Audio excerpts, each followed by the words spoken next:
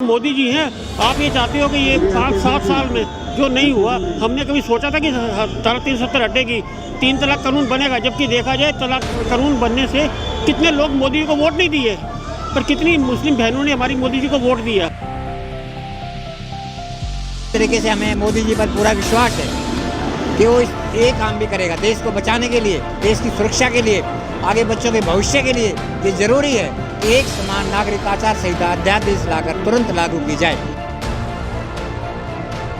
नाम क्या है और आज जंतर मंतर पे क्या वजह, आप किस वजह से खड़े हैं? मेरा नाम है डॉक्टर BS डबास। मैं भारतीय वरिष्ठ नागरिक राष्ट्रीय सुरक्षा संघ का जनरल सेक्रेटरी हूँ और हमारा जो उद्देश्य है वो है आबादी विस्फोट को रोका जाए और देश में एक समान नागरिक आचार संहिता अध्यादेश लाकर तुरंत लागू की जाए। ये कहीं ना कहीं देखा जाए बीजेपी सरकार जो है बोली जनसंख्या नियंत्रण कानून बना रही है। अब हम तो ये चाह रहे हैं अध्यादेश लाकर तुरंत लागू किया जाए। बनाने में साल लग जाए, 2 साल लगे तो देश का नुकसान है ना, क्योंकि कितने एंटी नेशनल लोग रोज देश में बढ़ रहे हैं। ये कहीं ना कहीं देखा जाए, आपको लगता है कि बीजेपी सरकार ये काम करेगी? हमें पूरी उम्मीद है। बीजेपी ने जो काम करके दिखा दिया, जम्मू कश्मीर से 370 धारा हटा दी, ये कोई 70 साल में कांग्रेस ने कभी नहीं हटा पाई। और इसी तरीके से हमें मोदी जी पर पूरा विश्वास है कि वो ये काम भी करेगा देश को बचाने के लिए, देश की सुरक्षा के लिए, आगे बच्चों के भविष्य के लिए। ये जरूरी है कि एक समान नागरिक आचार संहिता अध्यादेश लाकर तुरंत लागू की जाए। हम सब सपोर्ट कर रहे हैं। हम चाहते हैं कि हम करके मोदी साहब को लेटर लिखें, एक सब साइन दें, ताकि उनको लगे कि ये सीनियर सिटीजन भी हमारे साथ हैं। तो हमारा पर्पज़ यही है कि जनता को जगाने के लिए और उन सबका जो सपोर्ट है वो मोदी साहब को भेजने के लिए, ताकि उनको लगे कि हाँ ये सीनियर सिटीजन भी हमारा सपोर्ट करते हैं। तो जनसंख्या कानून को लागू होने के लिए आप लोग मांग कर रहे हैं, लेकिन कई लोग ऐसे मांग करते हैं, एक समुदाय को लेकर मांग करते हैं। सब देखो ऐसा समुदाय ऐसा है जो बढ़ता जा रहा है। देखो ऐसा है, मेरी दोनों बेटियां बाहर हैं और जब हम ऑस्ट्रेलिया में जाते हैं तो वहाँ ऑस्ट्रेलिया का कानून होता है। अगर हम नीदरलैंड में जाते हैं तो नीदरलैंड में नीदरलैंड का कानून होता है। कि हिंदुस्तानी ऐसा है जहाँ पर आप सब कानून है। अगर हमारे घर किसी की शादी होती है और वो किसी की डेथ हो, मैं दूसरी शादी करता हूँ तो मुझे 7 साल की जेल हो जाती है। तो हमने तो कभी हिंदू ने ये नहीं कहा कि ये तो आपका कानून कैसा है। तो ये ज़बरदस्ती नहीं हो सकता, ये लोगों को तैयार करके ही हो सकता है और वो तब तैयार होता है जिसके लिए कानून हो। अगर कानून हो तो लोगों में तो थोड़ा डर होगा। बाकी ये कि अगर ये कानून आएगा तो उसमें सबके लिए एक जैसा है। मेरे लिए हम सबके लिए, इसमें हिंदू मुस्लिम का कोई मतलब नहीं है। हमने अपने बोर्ड पे लिखा है एक बच्चे का कानून ही देश का सुरक्षा रखेगा, क्या इसका मतलब? देखो जी, एक बच्चे का कानून का पर्पज़ ये है। वैसे भी आजकल जो आपने देखा, बोलिए। इसमें एक चीज़ और देखिए आप, एक बच्चे का कानून आम लोगों के लिए है और आर्मी वालों को 3 बच्चों की छूट मिले ताकि देश में रक्षक बढ़ें और भक्षक कम हो जाएं। आज भक्षक बढ़ रहे हैं और रक्षक घट रहे हैं। कौन सेवा कर रहा है देश की? आर्मी वालों को 3 बच्चे होना चाहिए। जरूरी तो है नहीं कि आर्मी वाले बच्चे, आर्मी के जो बच्चे हैं वो आर्मी में ही जाएं। जरूरी नहीं, एक बच्चा खेती कर सकता है, एक आर्मी में जा सकता है, एक सेंट्रल गवर्नमेंट में देश की सेवा कर सकता है। इसलिए 3 बच्चे चाहिए उनको। ऐसे तो देखा जाए तो और भी हैं, उनको भी होना चाहिए। इसका जवाब हम देते हैं आपको। हमारे हिंदुस्तान में क्या है कि स्पोर्ट्समैन होना चाहिए, पर वो पड़ोसी का बच्चा होना चाहिए। मेरा बच्चा तो डॉक्टर इंजीनियर बने, देश में जाना चाहिए, पर पड़ोसी का बच्चा जाना चाहिए। तो जो आपके जो मिलिट्री होती है क्योंकि वो मिलिट्री का शुरू से उसी माहौल में पैदा होते हैं। तो अब ये देखा गया है कि जितने किसान हमारे यहाँ क्या सोचा जाता है कि ये देश में वहाँ जाना है, वो तो एक रोजगार है। किसानों के बच्चों को रोजगार नहीं मिलता, वो रोजगार है। जैसे आज आप यूक्रेन में देख रहे हैं कि लोग अपने देश के लिए लड़ रहे हैं। अगर खुदा न खास्ता हमारे देश में ऐसा हो जाए तो कितने आदमी हैं जो देश के लिए लड़ेंगे। ये मोदी जी हमेशा बोलते हैं कि 3 साल युवाओं को आर्मी में जाना चाहिए, 3 साल का कानून बने कि आर्मी में सारे युवाओं को जाना चाहिए। आप देखो दूसरे देशों में कानून है ना यार। देखो आप 70 साल का ये नहीं करोगे कि ये मोदी आके सारा कुछ कर देगा।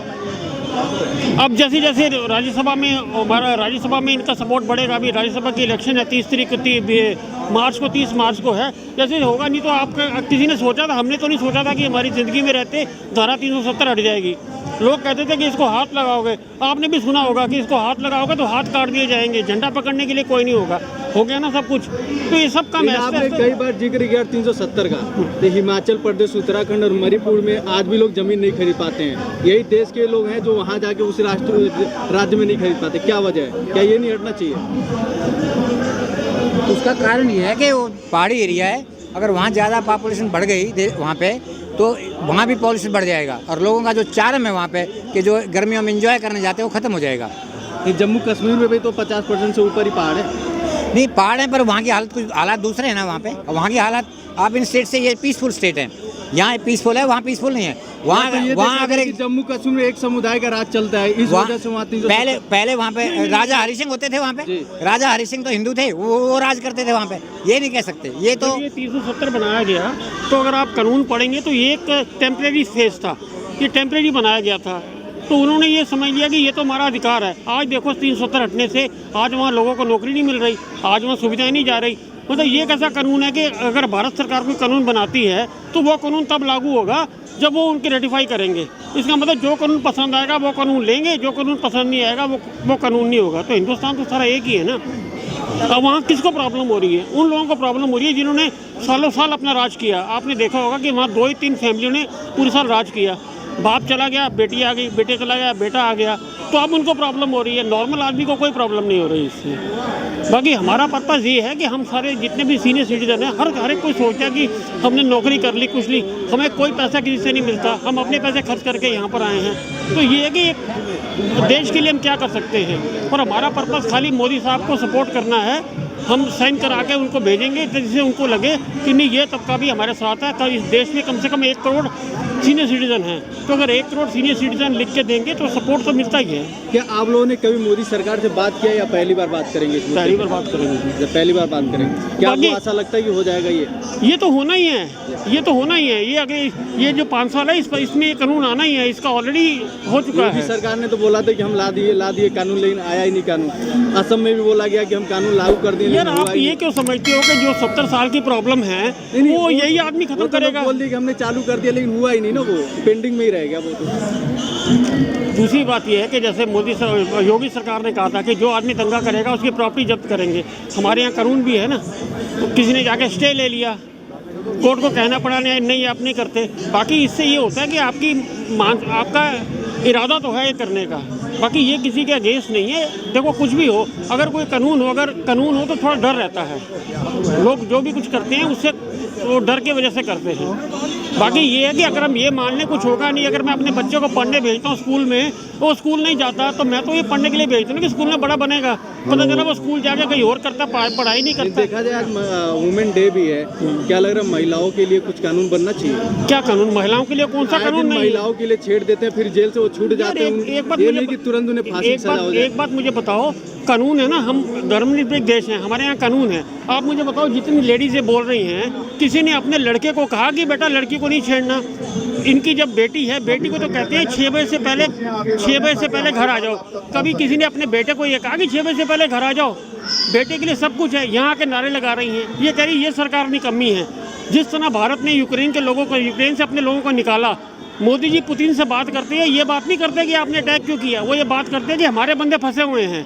पहली बार सीज फायर हुआ, ये आसान बात नहीं है कि 6 घंटे का सीज फायर हुआ बच्चों को निकालने के लिए। और ये जो बच्चे गए हैं ये सब अमीर लोगों के बच्चे हैं, उनको फ्री लेके आ रहे हैं सब। 60-60 कैसे दावा कर सकते हैं अमीर बच्चों के, अमीर लोग? यार 60-70 लाख रुपए। आप जो बच्चे वहाँ से आए हैं ना, हमारे मिनिस्टर ने ऑन रिकॉर्ड कहा है कि ये बच्चे हमारे यहाँ पर दिल्ली, हमारे इंडिया में क्वालिफाइंग वो भी नहीं पास नहीं कर सकते। ये सब 70-80 लाख रुपए में वहाँ सीटें मिलती हैं। सस्ता है इसलिए जाते हैं। रशिया में क्यों जाते हैं? आपने कितने रशिया के डॉक्टर देखे? रशिया में सब पढ़ने जाते हैं क्योंकि हमारे यहाँ पढ़ाई मुश्किल है ना। अब इसके लिए किसी ने सुप्रीम कोर्ट में डाल दिया, जैसे आप कह रहे हो ना, ये कैसे समझोगे? सुप्रीम कोर्ट में डाल दिया। अब सुप्रीम कोर्ट ने क्या कहा? सुप्रीम कोर्ट ने कहा कि जो सरकार कर रही है ठीक कर रही है। हम क्या पुतिन को बोले कि तू बंद कर दे? बाकी हमारे यहाँ सिस्टम ऐसा है कि कई लोग ऐसे हैं जो PI पे चलते हैं, कुछ भी PI डाल दिया तो मामला वहाँ अटक गया है। नहीं कुछ होगा नहीं, तो जितना हम कोशिश कर सकते हैं उतना तो हम करेंगे ना। बाकी होगा नहीं होगा ये तो फिर परमात्मा देखेगा। और जब तक मोदी जी हैं, आप ये चाहते हो कि ये 5-7 साल में जो नहीं हुआ, हमने कभी सोचा था कि 370 हटेगी, 3 तलाक कानून बनेगा? जबकि देखा जाए तलाक कानून बनने से कितने लोग मोदी जी को वोट नहीं दिए, पर कितनी मुस्लिम बहनों ने हमारी मोदी जी को वोट दिया। आज भी हम देख रहे हैं यूपी का जो वो एग्जिट पोल आया है, उसमें दोबारा 20 साल बाद एक पार्टी दोबारा आ रही है। तो ऐसा नहीं है कि लोग उनको पसंद नहीं कर रहे हैं।